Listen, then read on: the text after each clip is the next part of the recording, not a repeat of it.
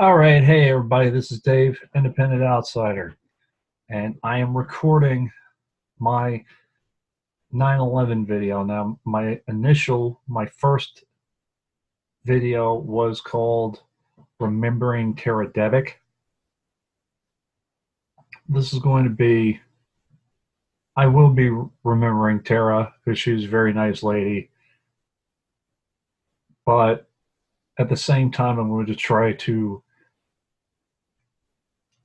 give a deeper perspective to the whole thing. So, a few days prior to September 11th, uh, the weekend, as September 11th actually fell on a Tuesday, and that weekend prior, my wife and I went to St. Louis for my brother's wedding, second wedding. So it was fine. Getting there was fine. The wedding was nice, and we were coming back, and the flight was hell. We had to stay in the airport for forever. I believe we were in Logan for a while, and it's like, oh my god, this is horrible. Blah blah blah. Which we thought about later, um, once Tuesday rolled around. So I get to work on Tuesday, and we're listening to the radio. I work at the post office. I was working in a route in the South Shore of Long Island, and we're listening to the radio, and then we hear about a tower being hit by a plane, and I believe it was kind of a Zizou in the morning kind of thing. So we thought it was a joke or whatever, and then we realized, oh, it's not a joke, um, and found out that was the towers. Some people had family members who worked in the towers. They ran home, and supervisors tried to give them a hard time. They weren't having it. A couple of people went home. Uh, and also, reports came in about the Pentagon, and I'm pretty sure early on that there were reports about anthrax.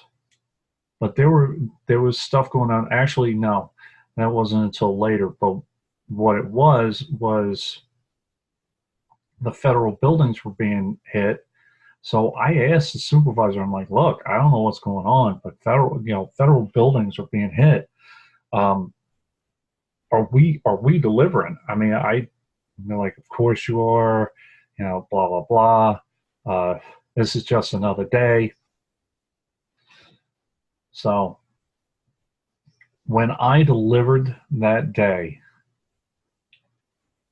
it was the most surreal, and it was a gut wrenching experience because just in my neighborhood alone, in that neighborhood where I was delivering, um, over a dozen people were killed, had worked in those towers, and two families that I personally delivered to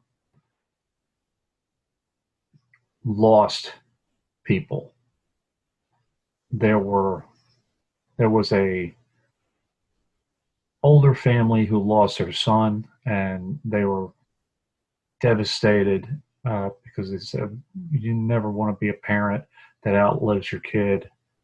I stayed with them for a while, and then I get to the house of Tara Devick and her husband, who was holding her, I would say, 2 month old, maybe even 1 month old child in his hands, waiting for Tara to come home, and she never came home. I remember her name because she was related to some postal employees as well, and it has stuck with me for forever. So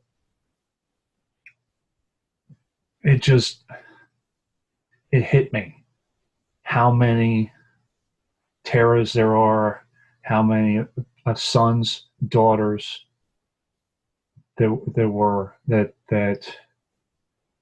were killed in those towers, over 3,000, and that's just the towers. Okay, and Tara Devick's daughter is now 18. She's about to go to college. I know that her dad remarried, but she will never know her birth mother. Never. Never have her birth mother see her graduate, see her go to college, see her get married. And there are thousands of people with similar situations. So there's that. And then a year to the day of September 11th, uh, I was actually summoned to jury duty.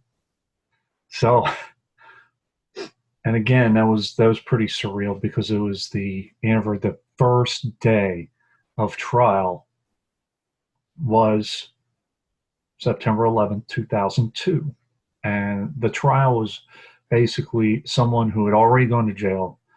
Uh, he had killed someone in a drunk driving accident, and the family was taking him to civil court just to see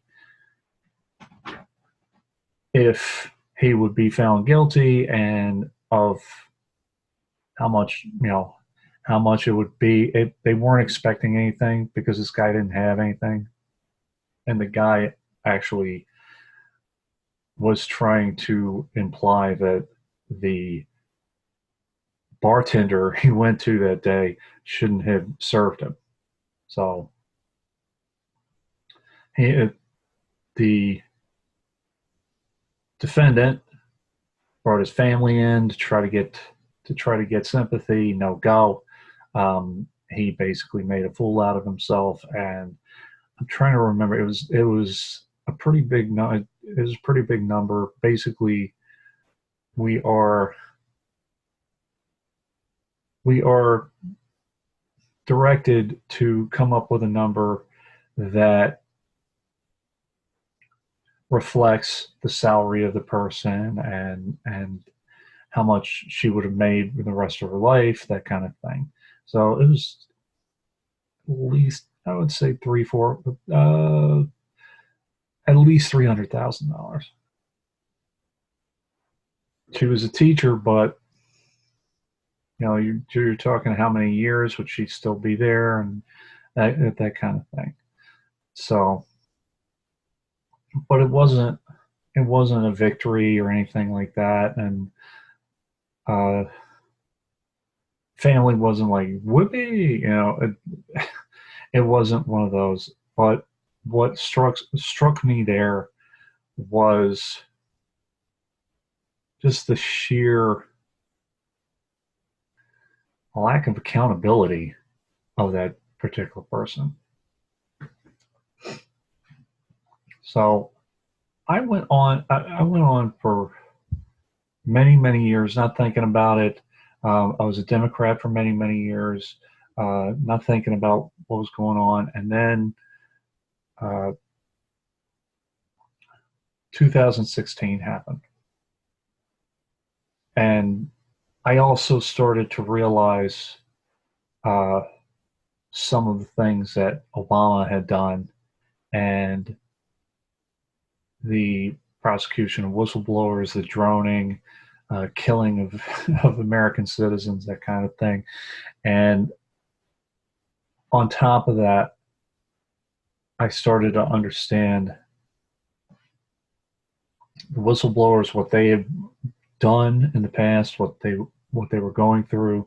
People like Julian Assange or Chelsea Manning, uh, and Susie Dawson, who I know, who I currently know, uh, she's going through her own situation. Check her out. One versus 5i. If you want to know more about Susie, but I started to learn more about different situations from targeted individuals, from whistleblowers, and from people who'd been around for a really long time. And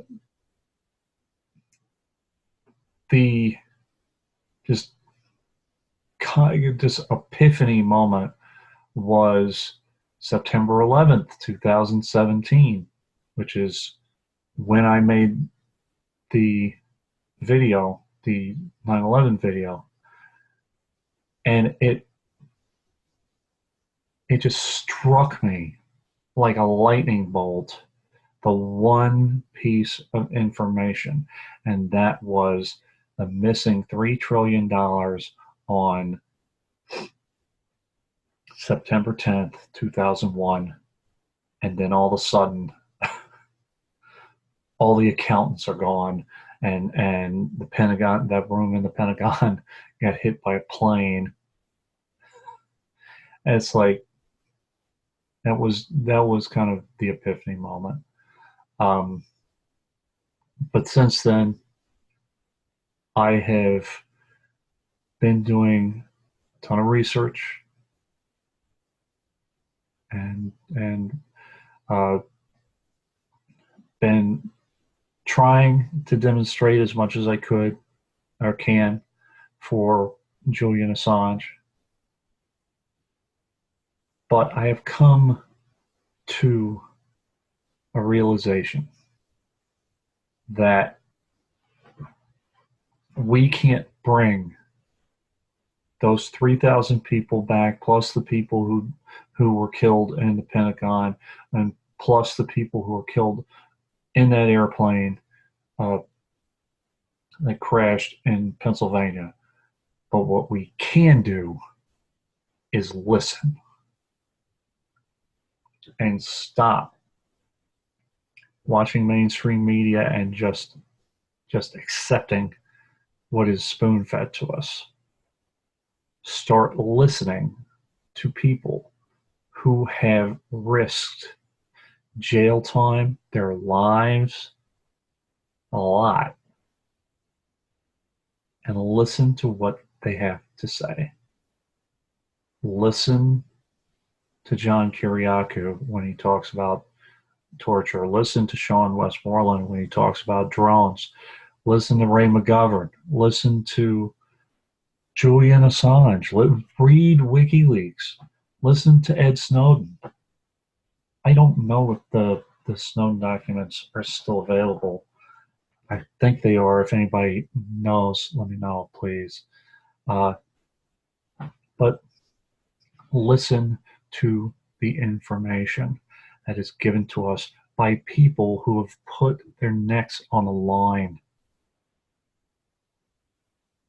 Do not listen to our leaders who say one thing and do another, who say they're going to have transparency and then persecute whistleblowers at a record rate.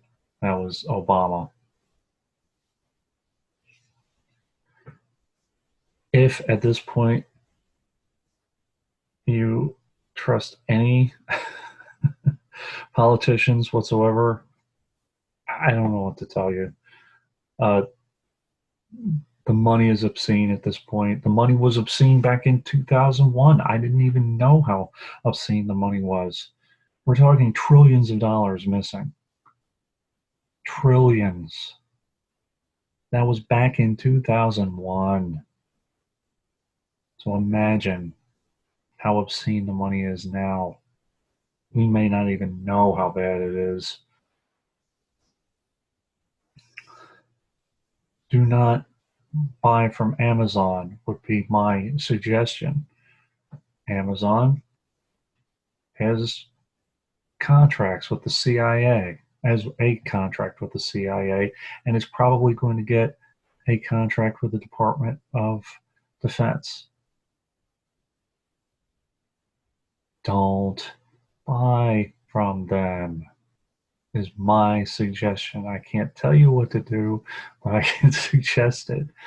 Anyone who is upset about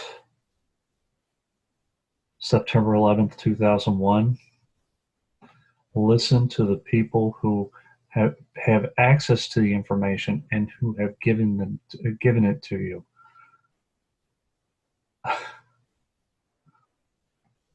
I don't know if we're ever going to know really truly what happened. Really truly if it was Mossad, really truly if it was this or that or the other thing. I don't know. But what I do know is we can listen to whistleblowers and we can stop plugging in to our governmental system.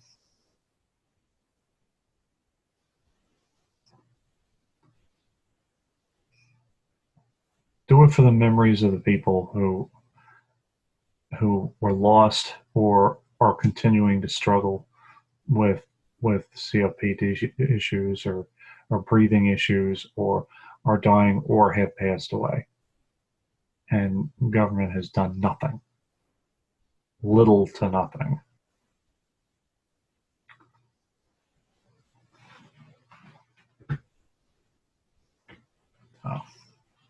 And there are other people who are saying that every single terrorist attack has been a false flag. I haven't had that moment where I've seen it and said,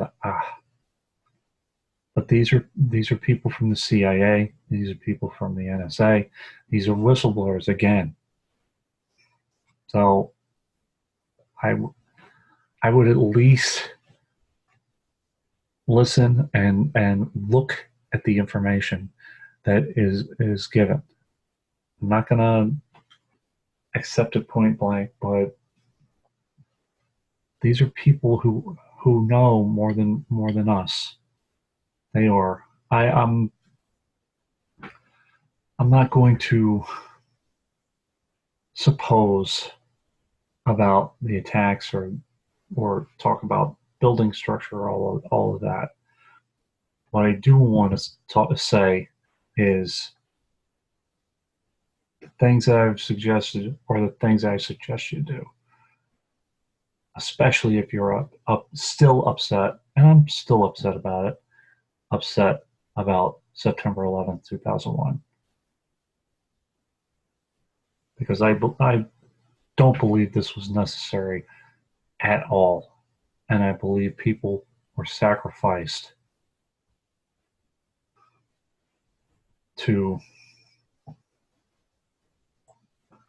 for political maneuvering and posturing and doing different things. And if that's the case, obviously that's criminal on a mass scale. And hopefully people will be found out eventually. But in the meantime, as I said, don't believe your government. Don't listen to mainstream media. Be very selective in your purchases. And do your best to be self-sustaining. Thanks, everybody. This is Dave Denton, Independent Outsider, signing out. And to all of those on Long Island or anywhere else who lost people September 11th, 2001, I do remember I'm very sorry for your loss. I'm still very sorry for your loss. I know it stings to this day. And and I I feel for you. I really do. So thanks everybody. I will see you very, very soon. Dave, Independent Outsider, signing out. Independent Outsider.